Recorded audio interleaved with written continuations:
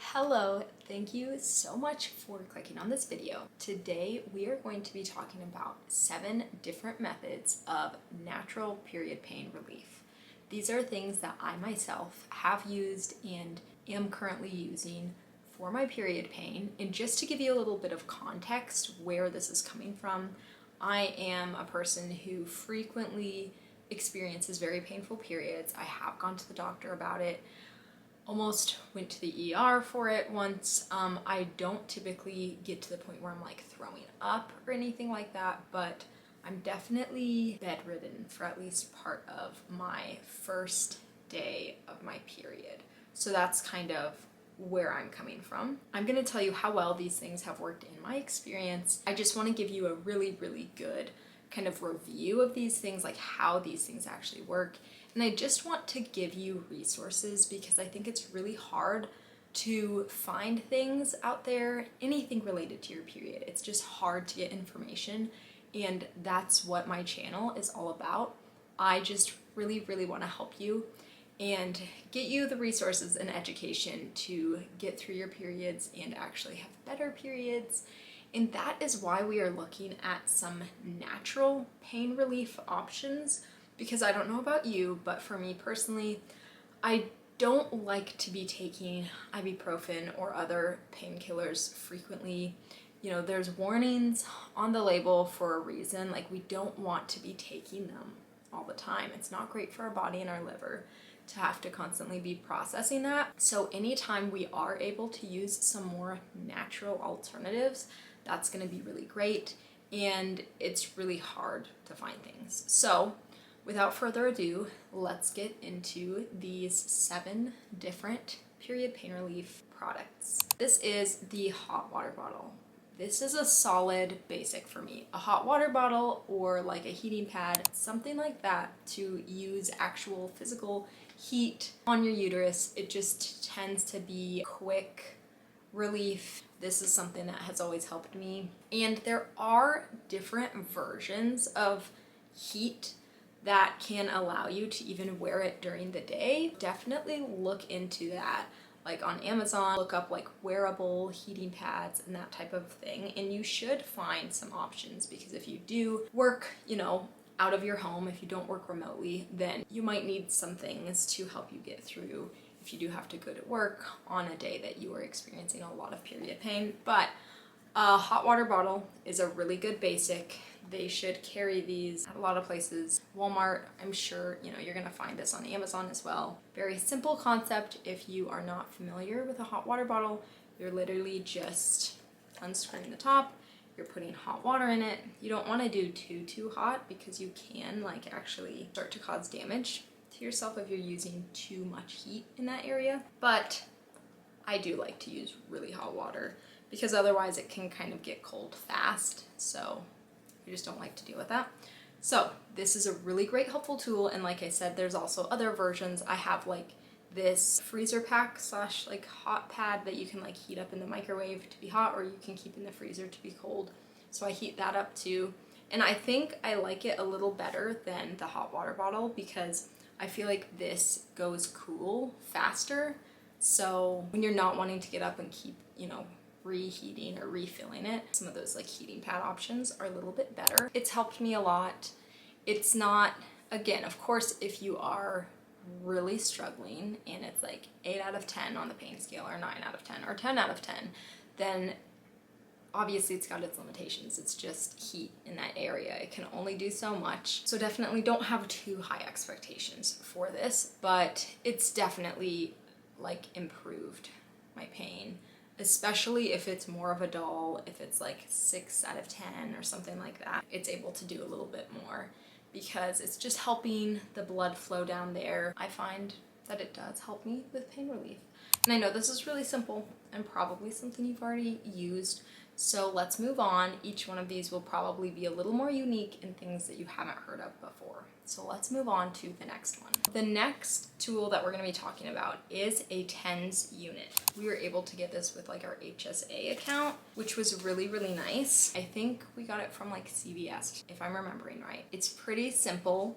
The controls are pretty simple. Of course, it's got instructions too, but you've got the little cords. You plug it in, and then you attach the sticky pads. You can see where it would attach to these things.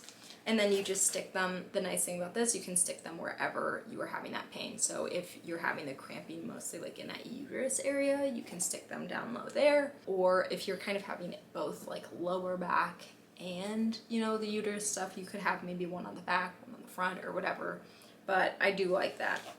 It kind of gives you options there. For me personally, I would not recommend using this after like a long day of experiencing a lot of heavy cramps, because I was like, just my uterus, everything was so sensitive from cramping all day that it almost made it worse. So you'd want to start, in my opinion, you'd want to start using this right away.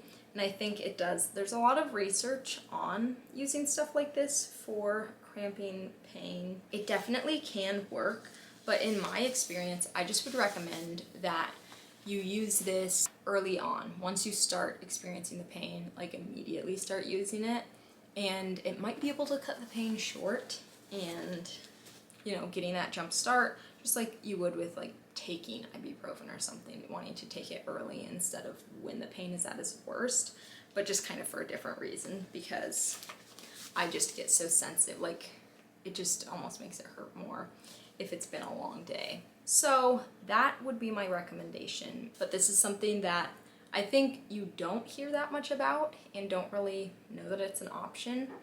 I have seen some cheaper versions of this, and I would just like be a little worried if it's too cheap, like, is this gonna work? Is this gonna shock me?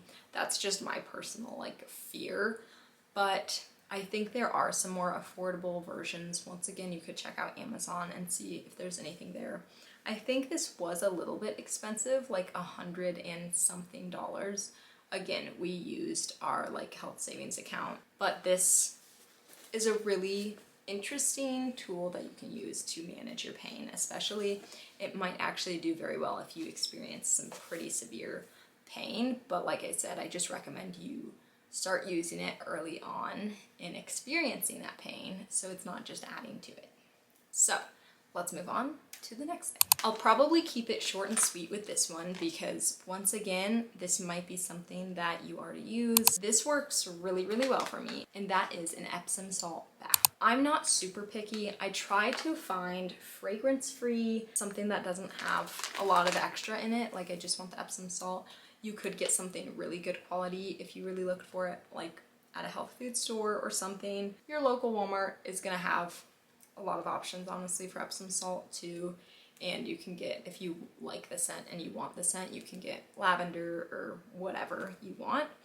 But this stuff, honestly, has been one of the biggest help for me when I am just like, I cannot handle the pain. I will get in my Epsom salt bath and like have my little drink and my little snacks, and I will stay in there for like a solid hour.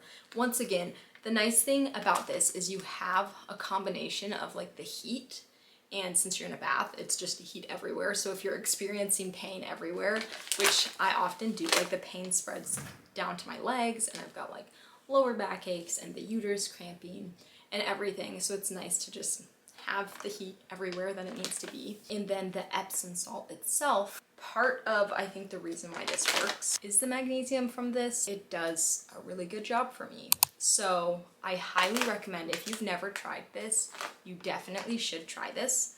And if you already have tried that before, then we've got more, don't worry.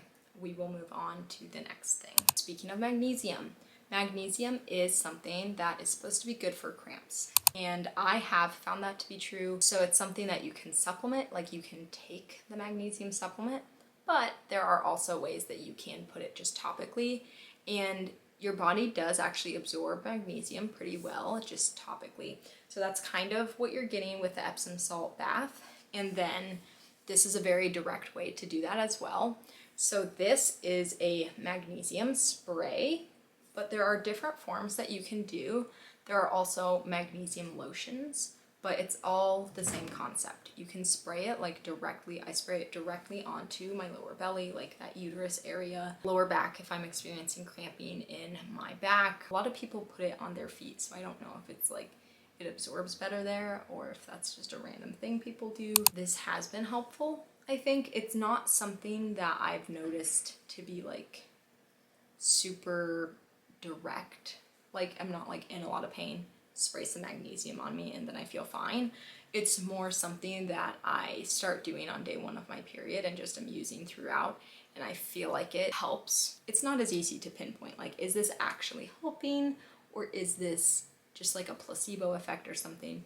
But again, there is research behind magnesium to help with cramping, so I definitely think it's worth it to try. Also, just a note, this specific stuff that I use, I personally wouldn't recommend. I got this through Thrive Market, but I don't love it. I wouldn't recommend this specific stuff. And a lotion I feel like would be better, just to absorb a little bit better, because this you spray on and it just like, it doesn't rub in well, it kind of just sits there.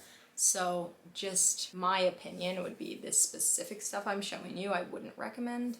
But there's a lot of products out there that it's all, you know, the same concept, magnesium topically. So that's another tip that maybe you haven't heard of as much that you can try out for some pain relief. For these last 3 things, it's gonna be switching from kind of a physical thing that is being done to help with the cramps. These are all supplements, and I'm gonna start out with one that is like more immediate, and then the other 2 are kind of just more long-term things that should help decrease your pain, especially if it's due to just overactive prostaglandins and inflammation. But like I said, I'll start with one that is a little more direct, that actually helps with pain. So that would be ginger root.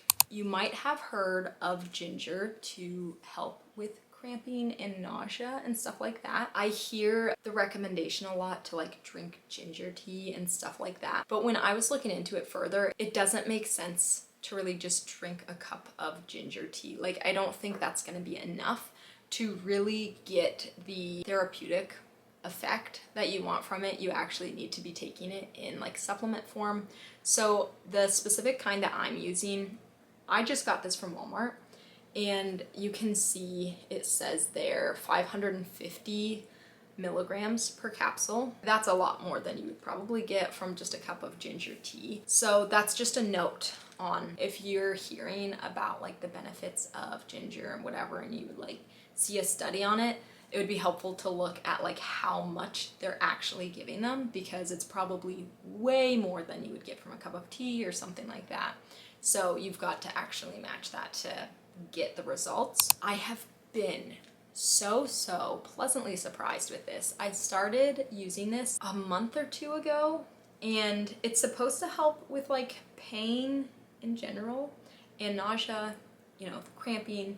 So I've taken it for headaches, and it has helped a lot, because that's another thing that I take ibuprofen a lot for, is my headaches, which typically come more often around my period during my luteal phase, and especially during my period. So, you know, I'm either taking it for the pain from the cramps or for headaches, and it adds up. So that's a bonus of this one, is you can even use it for your headaches. Like I said, it's 550 milligrams per capsule, and so far I've only taken 1 capsule at a time. I have taken like more than 1 capsule a day, but I feel like this is enough that I notice a difference, like I feel a difference. There have been studies or claims that it's similar to the effectiveness of like an NSAID for period cramps. I'll leave that to you to like do your own, you know, Googling, check out different research studies, and you can see the biggest thing to look at is how much are they actually using. It's not just 50 milligrams, like it's a lot. I think some of them were maybe even closer to 1,000 milligrams that they were giving them. I can't remember. I've been surprised that this has actually worked very well. It has worked very well with my cramps. Again, especially when you are trying natural remedies, try to take it early on. So once you start feeling those cramps, and if you know like, okay, these are gonna ramp up, I should take something now, take this at that point. Because again, just like with your regular, pain relief you'd be taking, it just is gonna take a while to kick in. Honestly, in my experience, this has performed similar to ibuprofen. I think it's gonna replace my ibuprofen because it truly has performed that well. So this is honestly what I'm most excited for. This whole video, if you don't take anything else away, take away the fact that you should look into ginger for your period pain, your headaches.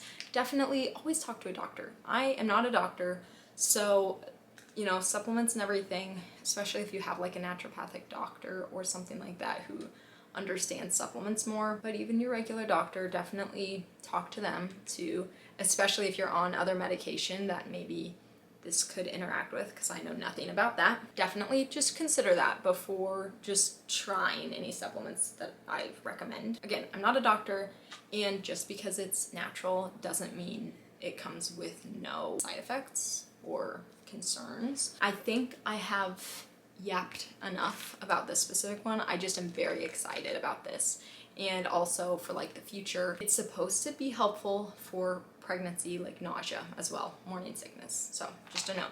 For these last two, I'm just gonna talk about them both together. These are things that I take on a daily basis, and I hope to see results just from taking them. This isn't something that, oh, I'm on my period, I'm experiencing cramps, let me take my omega-3. Doesn't quite work like that. This is more long-term stuff, and if you can, I definitely recommend getting as much of both of these from your diet as you can, vitamin B6 and omega-3. But especially omega-3, it can be hard to get enough because in the typical standard American diet, we get way more omega-6s than omega-3s. One of the really good sources of omega-3s is like fatty fish, like salmon, and most of us just don't eat fatty fish 3 times a week. I do recommend, if you don't already have B6 and or omega-3 as a part of your supplement regimen, I definitely recommend it. If you only are taking like a multivitamin, then you probably don't have this as a part of your supplement. It's not typically like absorbed as well, I guess, just with your multivitamin. So you typically want to supplement it in addition. Once again, talking about supplements, talk to your doctor before implementing. But omega-3 is something I started more recently, and I'm really excited to see if this affects things more for me as well, because I'm currently on my period, and I just started this like a week before I started my period or something like that. So not long enough to really see the effects. And a note, while we're talking about things that are like more long-term to achieve a healthier pain-free period, when you are trying something supplement-wise, you want to give it 3 months before like judging whether it is, improving your periods or not, just because that is how our bodies work. It does tend to take a little bit of time to build up. I could go on and on about that, but I'm just gonna stop there. So that is all for tools to help you on your journey to a healthier, more comfortable period. I hope that these help you, and I would love to hear from you. If this video was helpful, I love to hear from you guys. Like, it makes me cry tears of joy anytime I get a comment from you, whatever kind, and just to hear that something has helped you, that is all I want to do. So once again, thank you so much for watching this video, and I hope you have a great day and a great period. Bye.